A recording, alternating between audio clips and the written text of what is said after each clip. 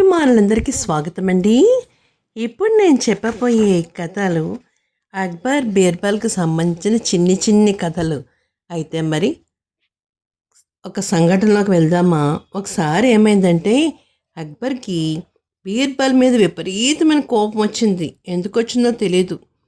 అతను వెంటనే కోపంతో బీర్బల్ని, ఇంకెప్పుడు నీ మొహం నాకు చూపించుకో, ఎక్కడికన్నా పోయి హాయిగా బ్రతుకు అని మండిపడ్డారు. అప్పుడు బీర్బల్ వెంటనే అక్కడి నుంచి వెళ్ళిపోయాడు. ఇంటికి వెళ్ళి భార్యతో బిడ్డతో చెప్పాడు.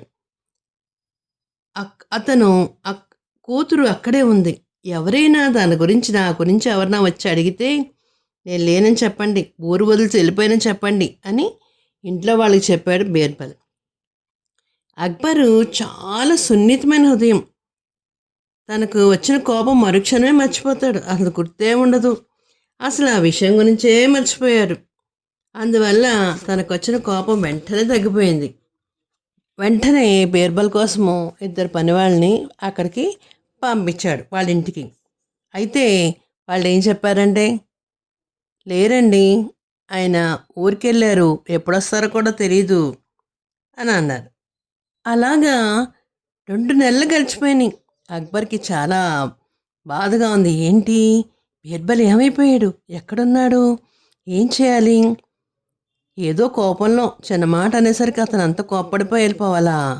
నాకు వెంటనే బీర్బల్ని చూడాలనుంది, ఏం చేద్దామో అని అనుకుంటున్నాడు. అనుకుని ఒక నిర్ణయానికి వచ్చాడు. ఏం చేయాలంటే బీర్బల్ని రప్పించడానికి ఒక ఉపాయం వచ్చింది అతనికి. రాజుగారి ప్రశ్నలకు సమాధానం చెప్పిన వాళ్ళు మంత్రిగా నియమింపబడతారు అని దేశమంతా కూడా చాటింపు వేయించాడు. ఆ చాటింపు బీర్బల్ కూడా విన్నాడు. రాజుగారి ప్రశ్నలకు సమాధానం చెప్పే కాశీ పండితుడి వేషంలో అక్బర్ ఆస్థానానికి వెళ్ళాడు. అక్బర్ బీర్బల్ని గమనించలేదు, గుర్తించలేదు.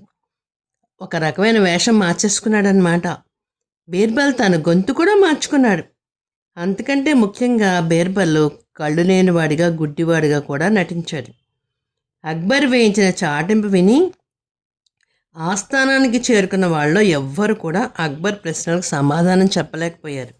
ఒకళ్ళు తర్వాత ఒకళ్ళు వచ్చి సమాధానం చెప్పలేక వెనక్కి వెళ్ళిపోతున్నారు. మెల్లగా బీర్బల్ అక్బర్ దగ్గరికి వచ్చాడు. మహారాజా, నేను కాశీ నుంచి వచ్చిన పండితుణ్ణి. నా పేరు సర్వేశ్వర భట్టు. మీ ప్రశ్నలకు సమాధానం చెప్పడానికి వచ్చాను అంటూ అక్బర్తో చెప్పి తన గురించి పరిచయం చేసుకున్నాడు. వెంటనే అక్బర్ ప్రశ్నలు అడగడం మొదలుపెట్టాడు. ప్రపంచంలో శాశ్వతంగా ఉండేది ఏమిటి అని అన్నారు అక్బర్. బీర్బల్ అలా చెప్తున్నాడు. కీర్తి, దైవ కార్యాలు ఇవన్నీ కూడా అలాగే ఉండిపోతాయి అని చెప్పాడు. మళ్ళీ అక్బర్ అడుగుతున్నాడు, మనుషులందరూ ప్రేమించదగిన అంశం ఏమిటి అని అడిగాడు. బీర్బల్ అంటున్నాడు, ఆచరించబడిన ఆలోచన. అంటే మనం ఏం చేయాలో అది చేయడంలోనే అవతల వారిని మనం ప్రేమించగలుగుతామని చెప్పాడు. అక్బర్ అంటున్నాడు, గడ్డి కంటే తేలికైన వస్తువు ఏమిటి అన్నాడు. అప్పుడు బీర్బల్ అనాథ శిశువు అన్నాడు. అక్బర్ ఇంకో క్వశ్చన్ వేశాడు. అత్యంత సులువైన విషయం ఏమిటి అని అడిగాడు. బీర్బల్ అంటున్నాడు, ఇతరులకి సలహా ఇవ్వడం చాలా సులువండి అన్నాడు. అక్బర్, అత్యంత కష్టమైన విషయం ఏమిటి అని అడిగాడు. అప్పుడు బీర్బల్ చెప్తున్నాడు, ఇతరులకి మనం ఇచ్చిన సలహాలు పాటించడం చాలా కష్టం అండి. చెప్పడం సులువు, చేయడం చాలా కష్టం అన్నాడు. అక్బర్ మళ్ళీ అడుగుతున్నాడు, ప్రపంచంలో అత్యంత వేగవంతమైనది ఏది అని అడిగాడు. అప్పుడు బీర్బల్ అంటున్నాడు, మనస్సు. మన మనసును అదుపులో పెట్టుకోలేము, ఏ చిన్నదొచ్చినా మన మనసు చలించిపోతుంది అని చెప్పాడు. అక్బర్ అంటున్నాడు, రాజు శాశ్వతంగా అధికారంలో ఉండాలంటే ఏం చేయాలి అంటే వెంటనే బీర్బల్ అంటున్నాడు, ఇచ్చిన మాట నిలబెట్టుకోవాలి, సరైన మార్గంలో నడుచుకోవాలి అని చెప్పాడు. బీర్బల్ చెప్పిన సమాధానాలకి సంతృప్తి చెందిన అక్బర్, నువ్వు చెప్పిన సమాధానాలు అచ్చం మా బీర్బల్ చెప్పినట్టుగానే ఉన్నాయి, నిన్ను మంత్రిని చేస్తాను అని అన్నాడు. అందు కాశీ పండితుడి వేషంలో అన్న బీర్బల్, మహారాజా, బీర్బల్ ఎందుకని ఈ ఉద్యోగాన్ని వదిలేసి వెళ్ళిపోయాడు అని అడిగాడు. అందుకు అక్బర్, అతను వదిలివేయలేదు, నేను రాజ్యాన్ని వదిలి పొమ్మన్నాను. అప్పుడు ఏదో కోపంలో ఉన్నాము. ఆ తర్వాత పశ్చాత్తాపంతో అతని కోసం వెతికించాం. అయితే అతని జాడ కనపడలేదు అన్నాడు అక్బర్ విచారంగా. మరి ఇప్పుడు అతడు తిరిగి వస్తే అని ప్రశ్నించాడు కాశీ పండితుడు. అతడి ఉద్యోగం అతనికి ఆనందంగా ఇచ్చేస్తాం. అయితే మీరు కూడా మా ఆస్థానంలో బీర్బల్తో పాటు ఉండాలి అని అన్నాడు అక్బర్. అందుకు కాశీపందుడు, బీర్బల్ ఎక్కడ ఉన్నాడో నాకు తెలుసు, అతన్ని క్షమిస్తానని మీరు నాకు హామీ ఇస్తే చూపిస్తాను అని చెప్పాడు కాశీపందుడు. తప్పకుండా, వెంటనే నాకు బీర్బల్ చూపించండి అని అక్బర్ అడిగాడు. రాజుగారిని ఇంకెందుకు నొప్పించకూడదని అనుకుని బీర్బల్ ఏం చేశాడంటే వెంటనే తను వేసుకున్న మారువేషం అంతా తీసేశాడు. బీర్బల్ మళ్ళీ చూస్తున్నందుకు అక్బర్కి ఎంతో ఆనందమైందన్నమాట. బీర్బల్ కూడా చాలా ఆనందమైంది. ఆనందంతో ఇద్దరు కూడా ఒకళ్ళనొకళ్ళు ఆలింగనం చేసుకున్నారు. బీర్బల్ మళ్ళీ రాజు సమక్షంలో చూడదగినందుకు సభలో వాళ్ళంతా కూడా చాలా సంతోషపడ్డారు. అయ్యా, బీర్బల్ గారు వచ్చారా అండి అని అనుకుని, మీరు లేకపోవడం వల్ల మాకెంతో దిగులుగా అనిపించిందని రాజ్యసభలో ఉన్న మంత్రులందరూ కూడా ఆయన్ని పట్టుకుని అడిగారన్నమాట. తర్వాత మరొక చిన్న సంఘటన, కృతజ్ఞత లేని అల్లుడు. బీర్బల్ పొరుగింటి వాళ్ళకు చాలామంది ఆడపిల్లలు పుట్టారు. క్రమంగా వాళ్ళు పెరిగి పెద్దాళ్ళు అయ్యారు. అనేక చోట్ల భారీగా అప్పులు చేసి వాళ్ళ తండ్రి ఆ పిల్లలకి పెళ్ళిళ్ళు చేస్తాడు. పెళ్ళైన తర్వాత అల్లుళ్ళు పండగకొచ్చి మామగారిని మాకు ఇది కావాలి అది కావాలంటూ వేధిస్తున్నారు. అయితే వాళ్ళ కోరికలు తీర్చే శక్తి మామగారి దగ్గర లేదు. అందువల్ల ఏదో కారణం చూపించి వాళ్ళ అల్లుళ్లను, తన భార్యను వేధిస్తూ పుట్టింటికి పంపిస్తున్నారు. పిల్లల తండ్రి మాత్రం తన అల్లుడి నుంచి ఎదుర్కొనే సమస్య ఎవరితోనే చెప్పుకోలేడు. అన్నిటికీ భరిస్తున్నాడు. అయితే ఈ విషయం బీర్బల్ తెలుసుకున్నాడు. వెంటనే ఆ అల్లుళ్ళందరినీ పిలిపించి తమ మామను వేధించొద్దని గట్టిగా హెచ్చరించేశాడు. వాళ్ళు బీర్బల్ మాటలు పెడచవని పెట్టేశారు. ఈయన చెప్పేదేంటి, మనం వినేది, మా మామగారు మా ఇష్టం, మాకు ఇస్తాడులే అనుకుని వెళ్ళిపోయారు. అయితే బీర్బల్ ఈ విషయం గురించి ఏ విధమైన ఫిర్యాదు లేకపోవడంతో దాని గురించి ఆలోచించలేదు. ఒకసారి ఆస్థానంలో అక్బర్ ప్రస్తావన మొత్తంలో కృతజ్ఞత లేని వాడు ఎవరు అని అడిగాడు. ఎవరు సమాధానం చెప్పలా. అప్పుడు బీర్బల్ లేచి, మహారాజా, అలాంటి వాళ్ళని నేను రేపు సభకు తీసుకొస్తాను, అందుకు మీ అనుమతి కావాలి అని అడిగాడు. అందుకు మహారాజు అనుమతించాడు. రెండో రోజు బీర్బల్ తన పొరుగింటి వ్యక్తి అల్లుళ్ళతో ఒకరిని పిలిచి తన రాజస్థానానికి రమ్మని అడిగాడు. అందుకతను ఒప్పుకున్నాడు. బీర్బల్ ఆ వ్యక్తిని, మరొక కుక్కను కూడా తనతో పాటు అక్బర్ దగ్గరికి తీసుకుపోయాడు.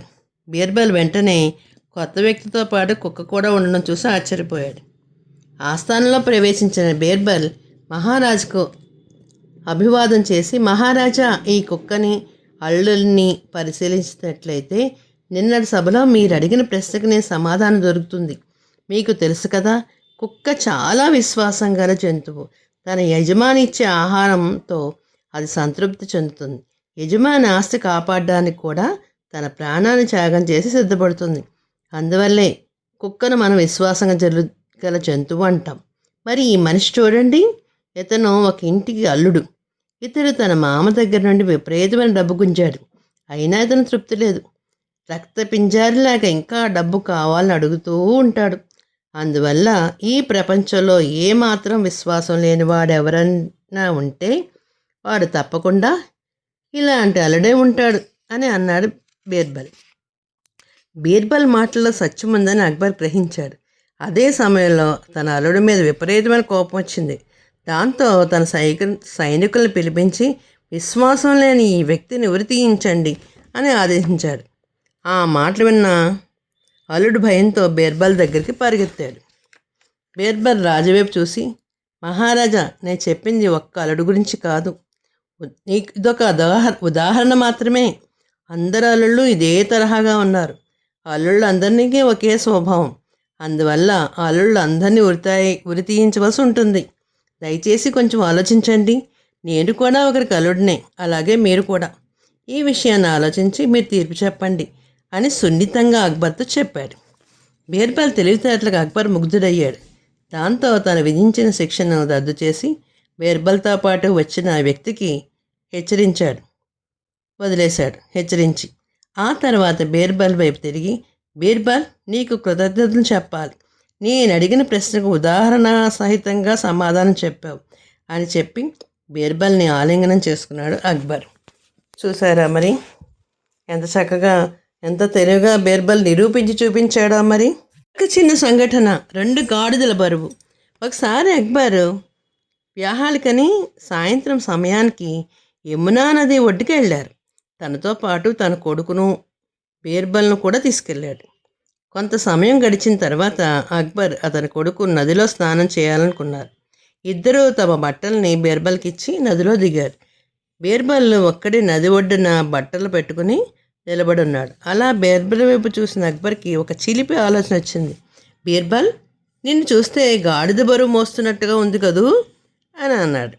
ఆ తర్వాత కొంచెం సేపటికి తండ్రి కొడుకులు ఇద్దరు బయటకు వచ్చి ఒళ్ళు తుడుచుకొని బట్టలు వేసుకున్నారు. అక్బర్ తన గాడిదతో పోల్చాడని బీర్బల్ గ్రహించాడు. అందుకనే వాళ్ళిద్దరూ తనను చూసి నవ్వుతున్నారని కూడా తెలుసుకున్నాడు. అందుకు వాళ్ళకి జవాబు చెప్పాలని నిర్ణయించుకున్నాడు బీర్బల్. అందుకని, మహారాజా, నేను మోసింది ఒక గాడిద బరువు కాదు, 2 గాడిదల బరువు అని సున్నితంగా చెప్పాడు బీర్బల్.